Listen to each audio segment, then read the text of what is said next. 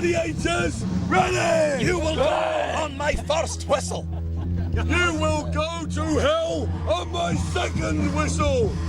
3, 2, 1. Action. Whistle. Oh shit, we're already rolling. Alright, this is Muck and J the Ashes 2014, and I'm joined by the self-titled!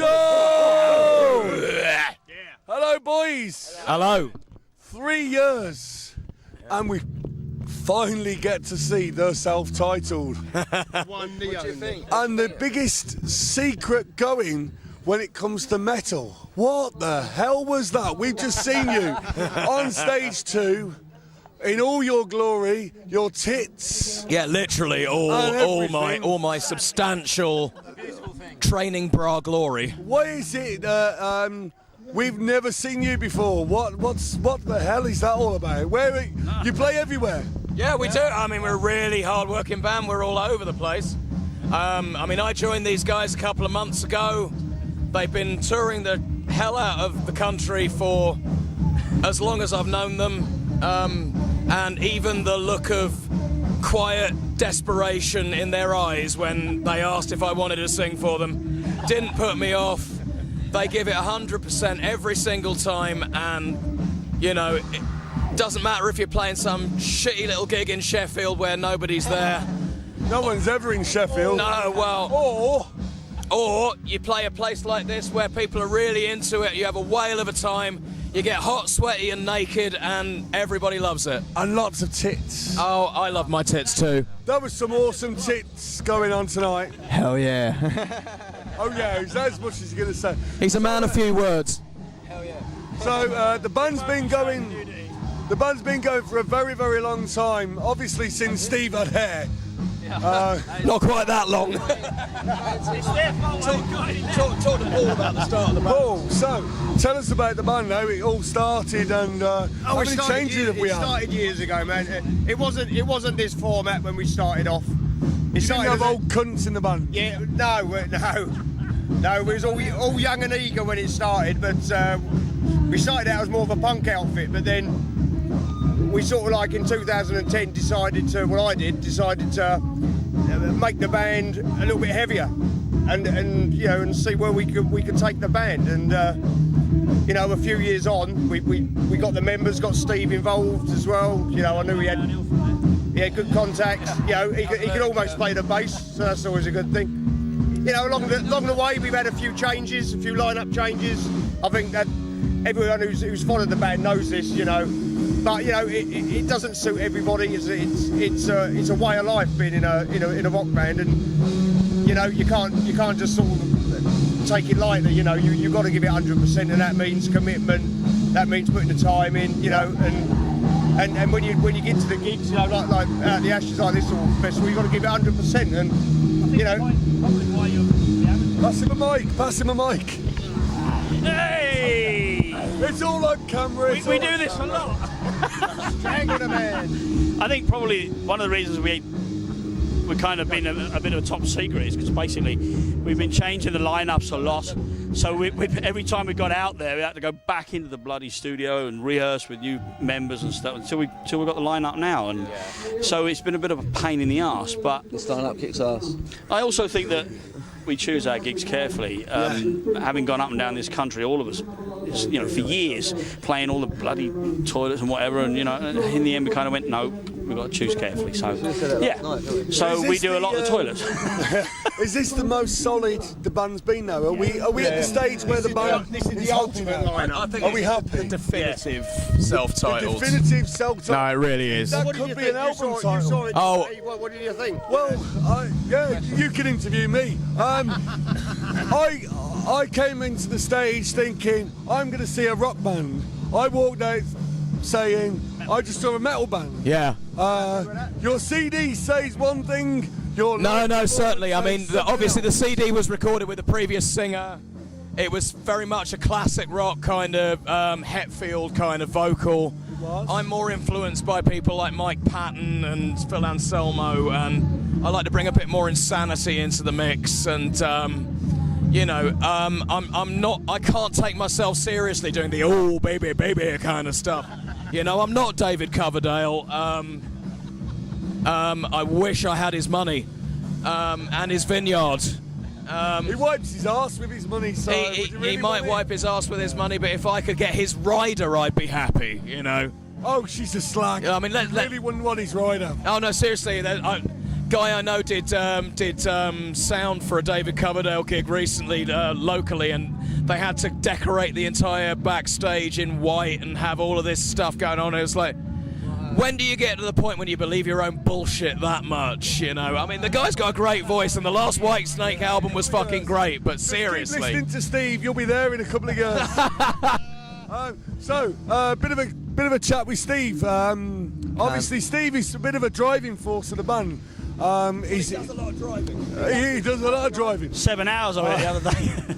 Steve, it must take a lot of hard work and hair to do what you do. Not anymore, for the band.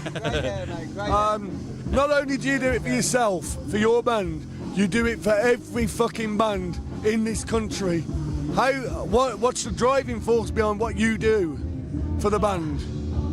I believe in what we write, and I believe in the band and the lads, and we work hard. They all work hard. It's taken a long time to find people that you can actually work with, and if you've got like a 2 or 3 year plan, you've got to have the guys that are prepared to take that step, and we've only sort of sorted that out now. So yeah, I worked to a plan.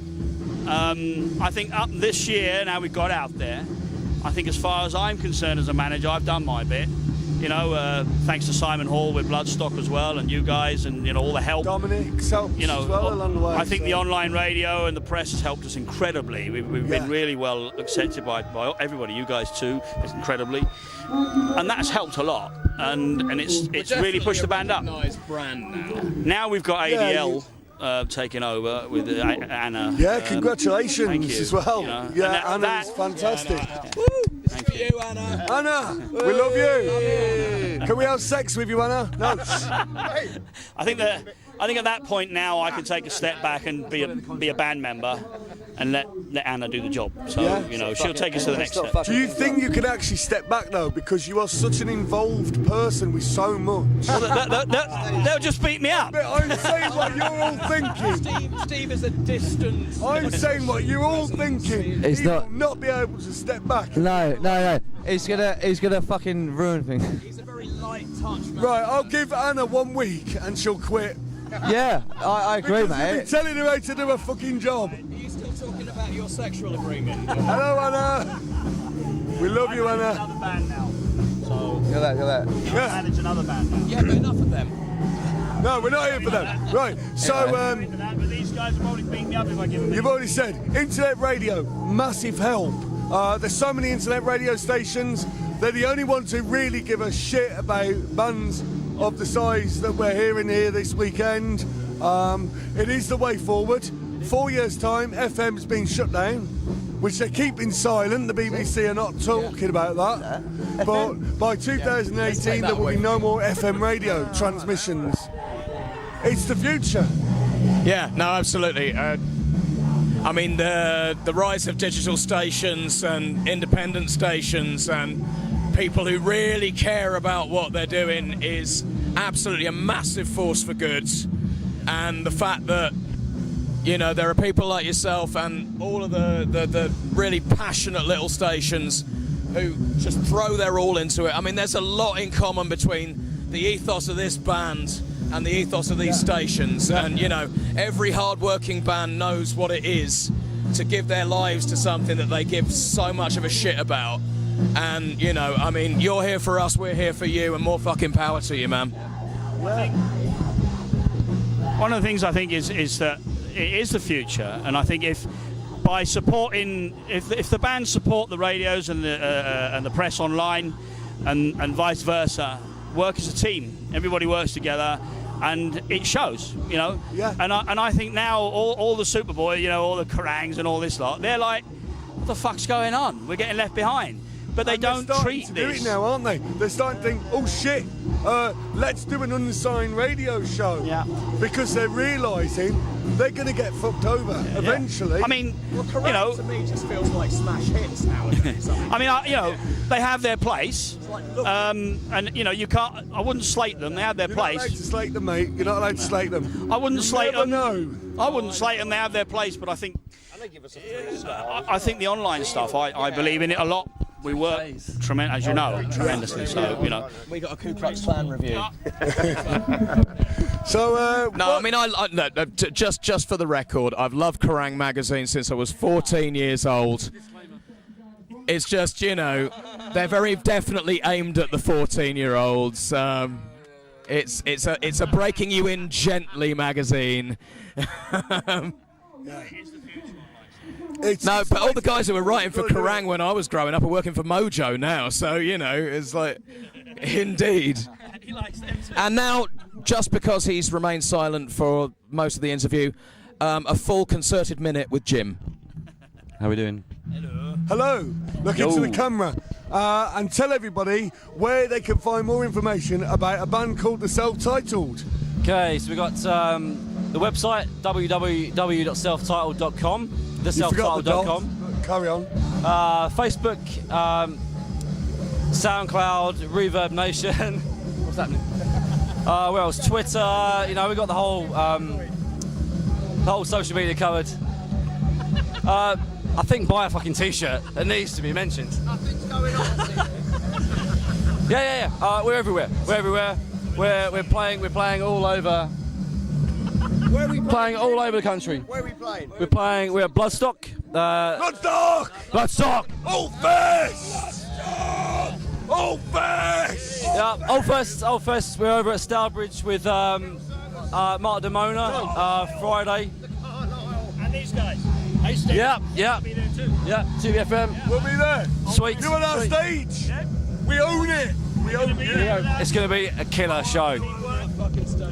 Guys, it's been a fucking pleasure talking to The Self-Titled. TBFM, we appreciate it. Loads. Talk to the camera. Buy a fucking. Come to Bloodstock. Okay. Buy a fucking t-shirt.